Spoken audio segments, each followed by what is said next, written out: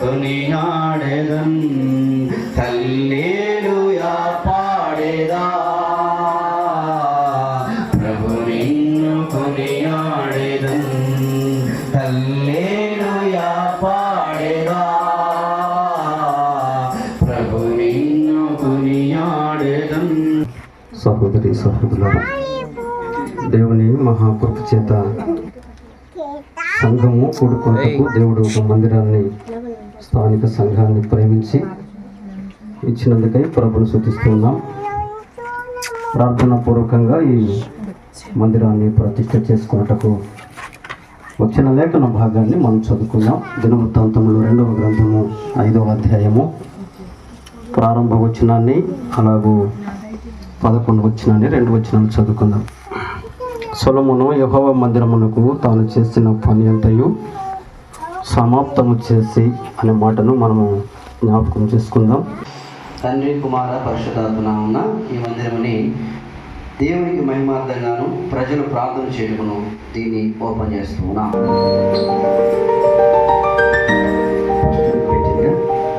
నీ మందిరమునందు నివసించువారు ధన్యులు ధన్యులు, నీ వలన బలముందు వారు ధన్యులు ధన్యులు, నీ వలన బలముందు వారు ధన్యులు ధన్యులు.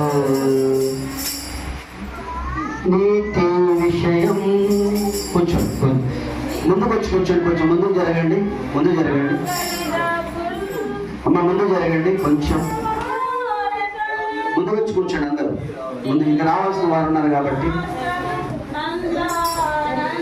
ముందు జరగండి.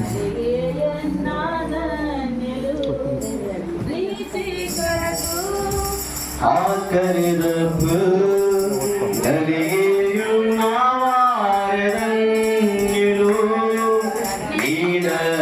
శాస్త్రము నందానందం కలిగియున్న వారి ధన్యులు, నీ మందిరమునందు నివసించువారు ధన్యులు ధన్యులు, నీ వారణ బలమందు వారు ధన్యులు ధన్యులు, బలమందు వారు ధన్యులు ధన్యులు. మంచిది, ప్రార్థన చేసుకొని ఈ కార్యక్రమాన్ని మనం ఆరంభించుకుంటాం. మొట్టమొదటిగా ఆరాధన వర్తమానం ఉంటుంది. స్థానికంగా ఉన్నవారు, అలాగే మిగతా వచ్చిన వారు ఒక నలుగురు, ఒక 2 సహోదరులు 2 సహోదరులు ఆరాధిస్తారు. అలాగే ఆరాధన వర్తమానం అయిన తర్వాత సంఘ క్షేమాభివృద్ధికరమైన వర్తమానం ఉంటుంది. అది అయిపోయిన తర్వాత కానుకలు ఉంటాయి. అది అయిపోయిన తర్వాత దేవుని యొక్క ఆశీర్వాద కార్యక్రమం ఉంటుంది. ఆ తర్వాత భోజన సహవాసం ఉంటుంది. ఈ విధంగా గుర్తుపెట్టుకొని ప్రభు యొక్క క్రమమైన మర్యాదకరమైన పరిచర్యను మనము కొనసాగిస్తాం. చేస్తున్న దేవుని దాసులను ఆహ్వానిస్తాం. మన రండి, వచ్చి దేవుని యొక్క వేదిక దగ్గర కూర్చుంటారు. పాట సంఖ్య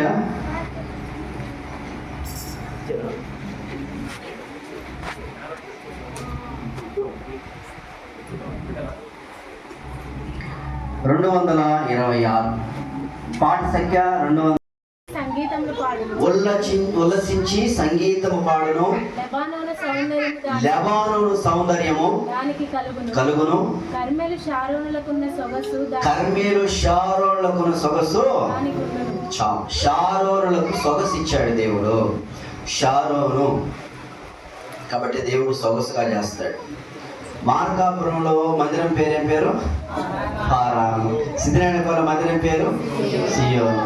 ఈ చెర్లోపల్లి మందిరం పేరు లాస్ట్ నో నో నో అని వస్తాయి. అర్థమైందా? పారాను, సియోను, షారోను. ఈ మందిరాలన్నీ బైబిల్ పవర్ మినిస్ట్రీ కింద ఉంటాయి. గుర్తుపెట్టుకోండి, ఈ బైబిల్ పవర్ మినిస్ట్రీ అనేది మనకి గవర్నమెంట్ అండర్ కింద ఉంది. కాబట్టి రేపు దినాన భవిష్యత్తులో మనము రేపు దినాన పరిస్థితులు ఎలా ఉంటాయంటే బయట వినపకూడదు మాట. రేపు దినాన మందిరాలు వచ్చినప్పుడు మీకు రిజిస్ట్రేషన్ ఉన్నాయా, మీ మందిరానికి ఏముంది అని అంటే మనకు పక్కాగా రిజిస్ట్రేషన్ ఉంది మన మందిరాలు. కాబట్టి ఈ మందిరాల కింద ఉన్నప్పుడు ఎవరు వచ్చి మాట్లాడడానికి లేదు. సిద్ధరాయనపల్లి సియోనైనా కావచ్చు, మార్కాపుల పారాయణ కావచ్చు, ఇక్కడ ఇది కూడా. కాబట్టి ఇవన్నీ ఒక సంఘం కింద ఉంటూ వచ్చాయి. కాబట్టి దీన్ని బట్టి ప్రభువుని ప్రార్థించాలి. యేసుక్రీస్తు అందరికీ ప్రభువు దేవుడు. రెండోదిగా నా దగ్గర రండి, నేను మీకు ఇది బయట పెడతాం. ఈ వాక్యం బయట ఉంటుంది. కాబట్టి ఎవరైనా ప్రయాసపడిన ప్రతి ఒక్కరూ దేవుని మందిరంలోకి వచ్చేటప్పుడు దేవుడు కార్యం చేస్తాడు. తర్వాత మీరు తర్వాత అంటించండి, సరేనా? విడిపోతాయి అంటే పరిశుద్ధత లోపించినప్పుడే. అవునా? ఇద్దరులో ఎవరిలోనైనా పరిశుద్ధత లోపించినప్పుడు కుటుంబాలు ఏమవుతాయి? విడిపోతాయి. ఎన్నటిన్నటికీ పరిశుద్ధతయే అన్నాడు కదా. పరిశుద్ధతయే మన ప్రభు పరిశుద్ధుడు. మనం కూడా పరిశుద్ధంగా ఉండాలి. మాటలో పరిశుద్ధత, చూపులో పరిశుద్ధత, ఆలోచనలో పరిశుద్ధత, ఊహల్లో తలంపుల్లో పరిశుద్ధత కదా. పరిశుద్ధత కలిగి ఉండాలి మనం. ప్రభు అదే కోరుకున్నా. నేను నా కంటితో నిబంధన చేసుకుంటుని అన్నాడు. ఎవరు?